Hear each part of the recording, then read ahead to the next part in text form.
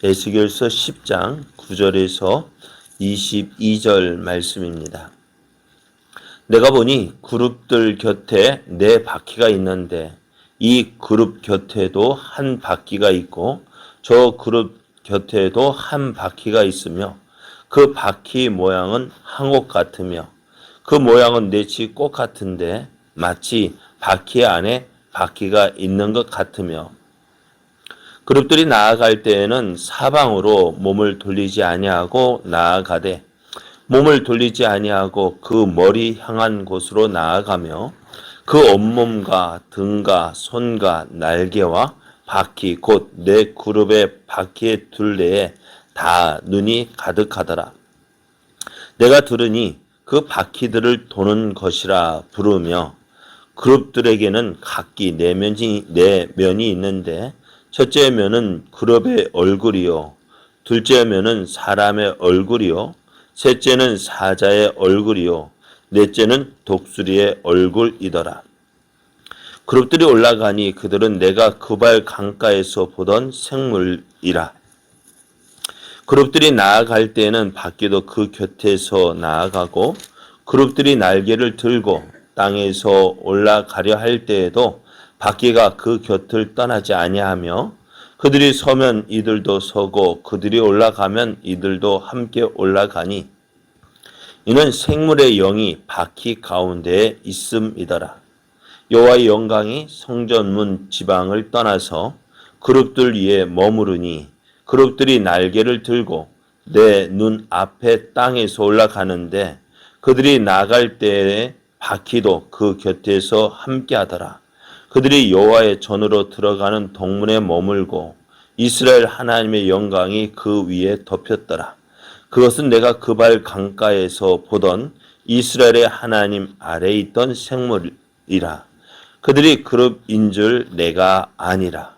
각기 내 얼굴과 내 날개가 있으며 날개 밑에는 사람의 손 형상이 있으니 그 얼굴의 형상은 내가 그발 강가에서 보던 얼굴이며 그 모양과 그 몸도 그러하며 각기 곧게 앞으로 가더라. 아멘. 할렐루야.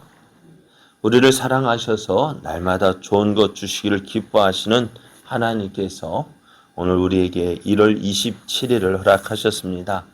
오늘도 우리를 사랑하는 하나님을 믿고 의지함으로 믿음의 삶을 살아 하나님의 뜻을 이루어가는 복된 날 되시기를 예수님의 이름으로 축복합니다.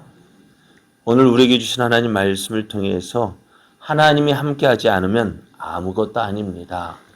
하나님이 함께하지 않으면 아무것도 아닙니다. 이런 제목으로 하나님 말씀을 증거하겠습니다. 에스겔은 예루살렘이 하나님의 심판을 받아야 할 이유에 대한 그 한상을 보았습니다. 예루살렘은 하나님이 예루살렘을 버리고 예루살렘을 보지 않는다라고 생각을 했습니다. 그래서 저들은 하나님 대신 이방이 섬기는 모든 신들을 가져다가 예루살렘에서 섬기고 있었습니다. 그것도 어디에서요? 성전에서요. 하지만 하나님은 저들을 떠나신 것이 아닙니다. 하나님은 여전히 예루살렘 성전에 계셨습니다. 저들이 하는 모든 가증한 행위를 보고 계셨습니다. 이제 하나님께서 예루살렘 이 모든 행위에 대한 가증한 행위에 대한 그 행위에 대해서 그대로 갚아 주시겠다고 하십니다. 예루살렘을 심판하시겠다고 하셨습니다. 소돔과 고모라는요, 의인 10명이 없어서 망했습니다. 예루살렘은 의인 1명이 없어서 망했습니다. 하나님은 예루살렘을 가나라하는 자들에게 하나님의 심판을 맡기셨어요. 예루살렘 심판은 그냥 대충 이루어지지 않았습니다. 철저하게 이루어집니다. 예루살렘의 심판을 예언했던 에스겔도 깜짝 놀라서 그 자리에서 엎드려질 정도로 하나님의 심판은 참혹했습니다. 그래서 이제 에스겔에 볼 때 예루살렘의 그 모든 심판의 한상을 보았는데요. 그런 가운데 에스겔은 그룹들 머리 위 궁창에 남보석 같은 것이 나타난 것을 보았습니다. 그리고 그 위에 보좌의 형상이 있는 것을 보았는데요. 이 형상은 에스겔이 갈디아 땅 그발 강가에서 선지자로 부르심을 받았을 때 보았던 그 형상이었습니다. 그 형상이 오늘 예루살렘 성전에 나타나셨어요. 하나님은 그 예루살렘을 관할하는 자 가운데 가는 베옷을 입은 사람에게 그룹 밑에 있는 바퀴 사이로 들어가 그 속에서 숯불을 두 손에 가득 움켜 가지고 성읍 위에 흩으라고 하셨습니다. 이것은 이 숯불로 예루살렘을 심판하시겠다는 것이었습니다. 이 심판은 나중에 이제 바벨론 왕 느부갓네살에 의해서 진행이 되어지는데요. 예루살렘이 이 심판으로 멸망을 하게 됩니다. 그런데 하나님께서 예루살렘 심판을 한 번, 두 번 경고하신 것이 아닙니다. 그럼에도 저들은 듣지 않았어요. 왜요? 하나님께서 예루살렘을 보호하시고 지켜주신다. 왜? 우리는 아브라함의 자손이요. 하나님의 선민이요. 예루살렘에 하나님의 성전이 있는데 어떻게 예루살렘이 망하겠느냐? 절대로 망하지 않는다 생각을 했습니다. 그러나 하나님은 저들의 행위를 가증한 행위를 보았습니다. 그 행위대로 예루살렘을 심판하십니다. 오늘 말씀에는 에스겔이 그발 강가에서 보았던 그 하나님의 형상을 다시 말해주고 있는데요. 에스겔이 이렇게 그발 강가에서 보았던 그 형상을 다시 이야기하고 있는 이유가 무엇일까요? 그발 강가에서 만났던 그 하나님, 그발 강가에서 보았던 그 하나님의 형상, 하나님의 환상을 오늘 예루살렘에서 그 환상 중에서 보았던 그 예루살렘의 그 하나님의 형상, 하나님의 환상이 나타난 것을 이야기하는 것은요. 하나님은 예루살렘을 떠나지 않으셨다는 것입니다. 지금 이스라엘 예루살렘이 원망하는 것이 뭐예요? 하나님께서 우리를 버리셨다. 우리를 보지 않으신다라는 것이 이스라엘의 원망이었는데 그러나 하나님은 여전히 어디요? 예루살렘에 계시다는 거예요. 예루살렘에 계셔서 그들의 모든 것을 보고 계시다는 것입니다. 그러면은 왜 하나님은 그 예루살렘의 그 부르짖음, 환난 가운데 어려운 가운데 하나님을 찾고 하나님께 부르짖는 그 모든 것을 듣지 않으셨을까요? 왜 가만히 계셨을까? 무엇 때문일까요? 그들이 하나님만 온전히 바라보지 않았기 때문에 그래요. 여전히 예루살렘에 계신 하나님이 이스라엘을 떠난 것이 아니라 이스라엘이 하나님을 떠났습니다. 하나님을 떠난 그들, 하나님 대신 자신들이 만든 하나님을 찾았고 그 하나님을 만들었고 그 하나님을 섬겼습니다. 그것이 뭐예요? 우상들이죠.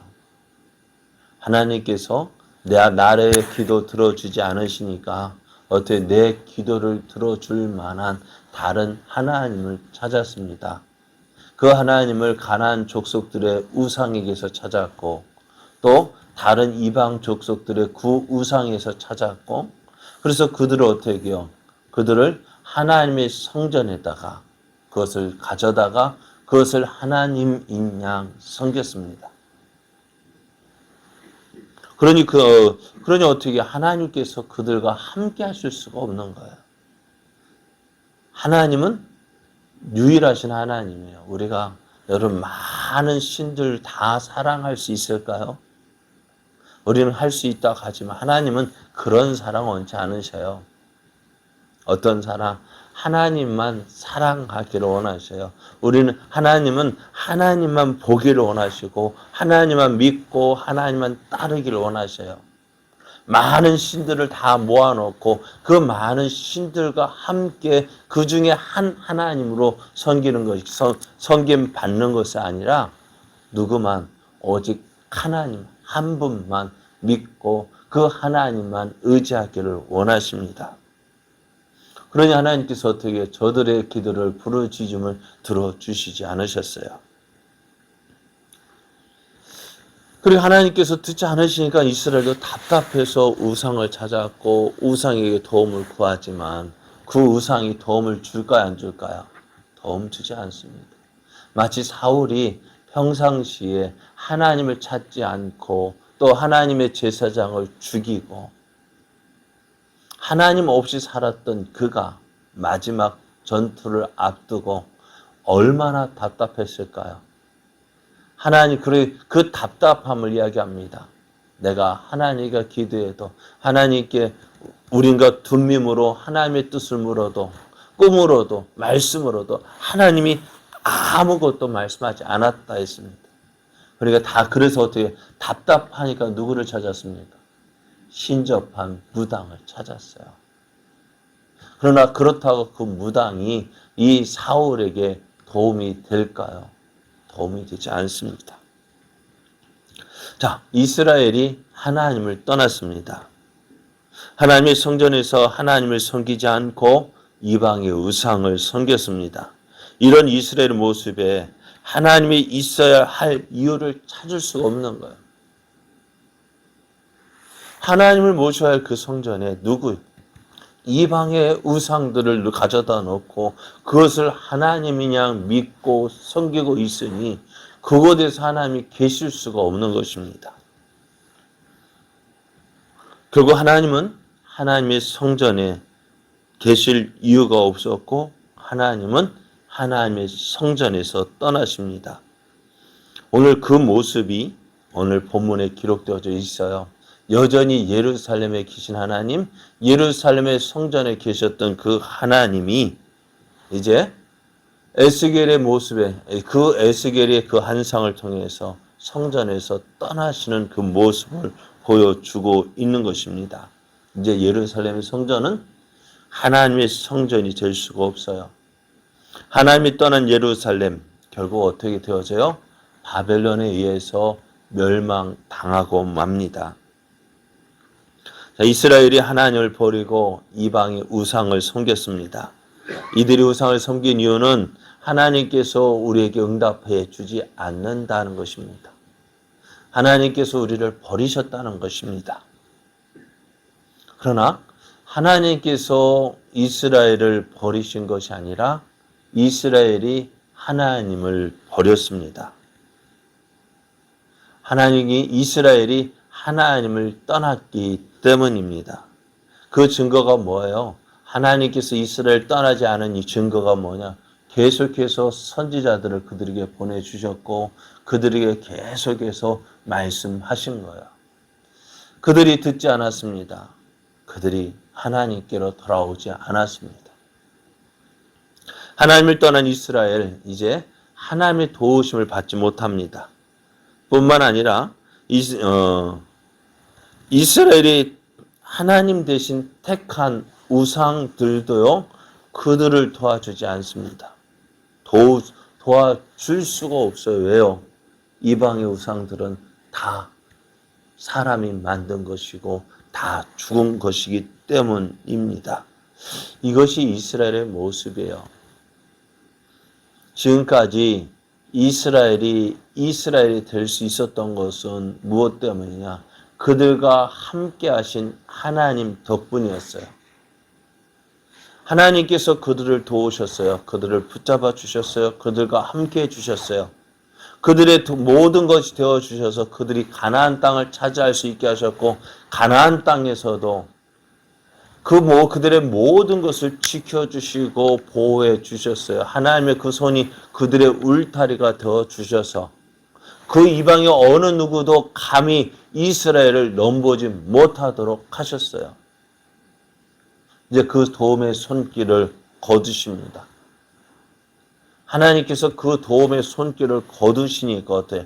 사방의 이방 족속들이 계속해서 이스라엘을 공격하고 이스라엘을 괴롭게 하였던 것이 바로 그것 때문이에요.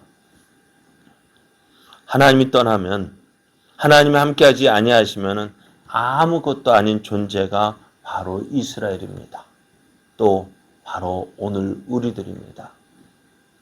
우리는 이것을 인정해야 돼요. 나는 하나님 아니면 아무것도 아닙니다.